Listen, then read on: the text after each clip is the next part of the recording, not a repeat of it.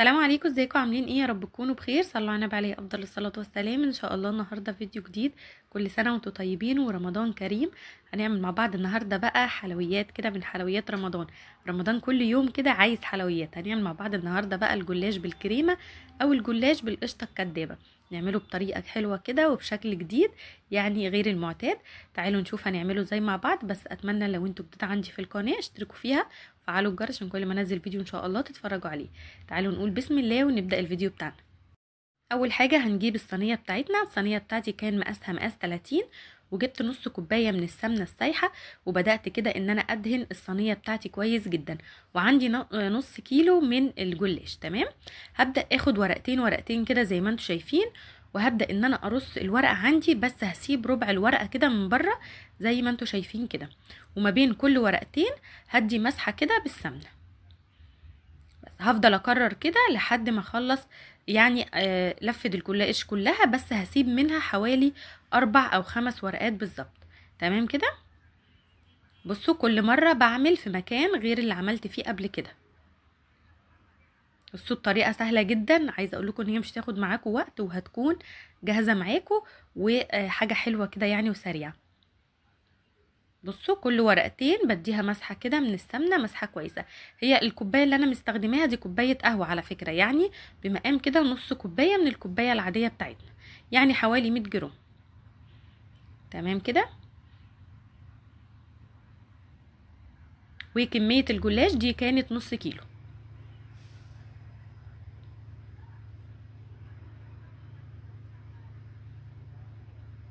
انا شغلت بقى الفرن عندي كده على درجه حراره متوسطه، علشان ادخل الجلاش بتاعي يستوي كده ايه براحته. تستعجليش عليه خالص علشان ياخد معاكي لون ويكون مستوي كده من جوه. بصوا دول اخر ورقتين انا حطيتهم في النص كده زي ما انتم شايفين، يعني مخرجتش منهم حاجه بره. بعد كده هبدا الم بقى الاطراف زي ما هتشوفوا دلوقتي. بصوا بلم اول ورقه وببدا ان انا امسحها كده بالسمنه، وبعد كده لو في ورقه تانية برضو بره مكانها، يعني تحتيها قصدي، برضو بلمها وبديها برضو مسحه من السمنه. السمنه اللي احنا بندهنها دي هي اللي هتخليه مورق معانا كده، وكمان ياخد لون حلو. بس بكمل بنفس الطريقه وببدا ان انا الم الورق، يعني بهندمه كده علشان برضو يكون في الاخر شكله حلو، يعني هبرمه على بعضه كده. هتشوفوا دلوقتي.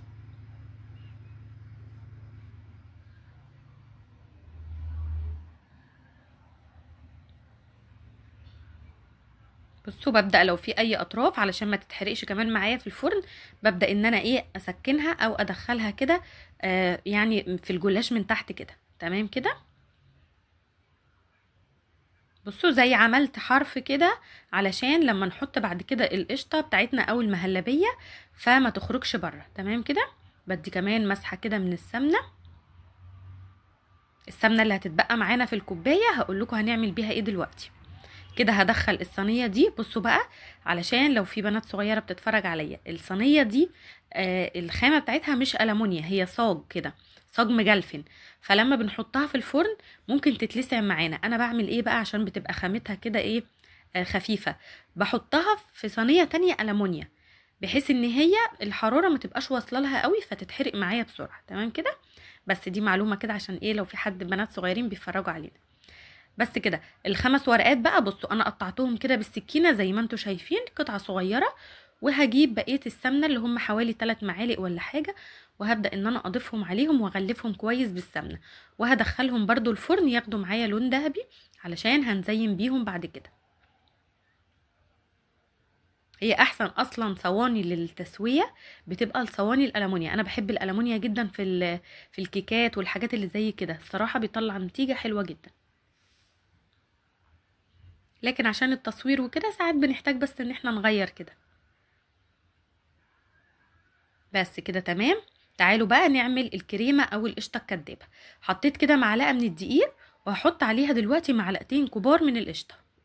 معلقتين كبار من النشا، اسفة، قشطة القشطة لسه مش هنحطها دلوقتي. يبقى معلقة كبيرة من الدقيق، معلقتين كبار من النشا، وهحط كمان معلقه واحده بس من السكر علشان بتظبط معايا الطعم. بعد كده هنزل عليهم كوبايتين من الحليب او كوبايتين من اللبن، وهقلبهم على البارد الاول. بعد كده هرفعهم على النار لحد ما القوام يتقل معايا، وطبعا ايديكي فيه لحد ما القوام كده ايه يبقى كريمي كده ويتقل معاكي ويبدا ان هو يبقبق كده. بصوا هنا لسه منزلاها من على النار حالا. كان عندي بقى قشطه بتاعت وش اللبن بكون مخزناها كده في الفريزر، خدت معلقتين كده وبدات ان انا اضيفهم عليهم، بتعزز الطعم. تمام كده. وممكن كمان دلوقتي نحط فانيليا، انا ما كانش عندي الصراحه فانيليا فكنت حاطه كده كده في الشربات. تمام. فدلوقتي بقى بصوا الصينيه بعد ما خرجت من الفرن بصوا خدت لون قمر ازاي.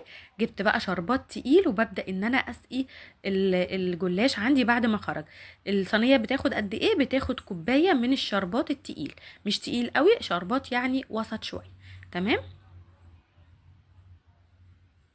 بس سقيتها كده زي ما انتوا شايفين. دلوقتي بقى هجيب المهلبيه او القشطه، يعني زي ما تسموها، وهبدا كده ان انا انزلها على الجلاش عندي في النص.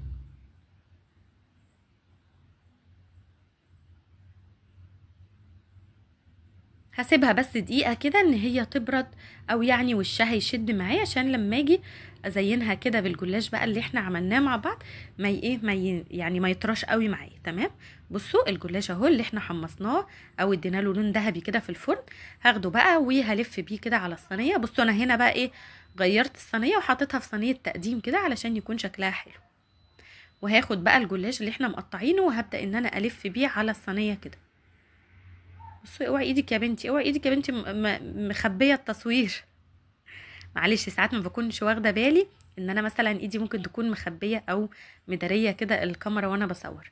هنا بصوا بقى شويه الشربات اللي اتبقوا من بقيه الكوبايه باخدهم برضو وبمشي بيهم على قطع الجلاش اللي احنا زينا بيها كده. عايزه اقول لكم بتبقى حلوه قوي وخفيفه كده وجميله، بتتاكل بقى وهي سخنه وهي ساقعه. ان شاء الله لما هتجربوها هتعجبكم بشكل جديد كده، علشان برضو ايه الولاد بيزهقوا. بس كده دي كانت نهايه الفيديو بتاعنا النهارده. يا رب يكون الفيديو عجبكم، اشوفكم على خير ان شاء الله في فيديو جديد، ومع السلامه.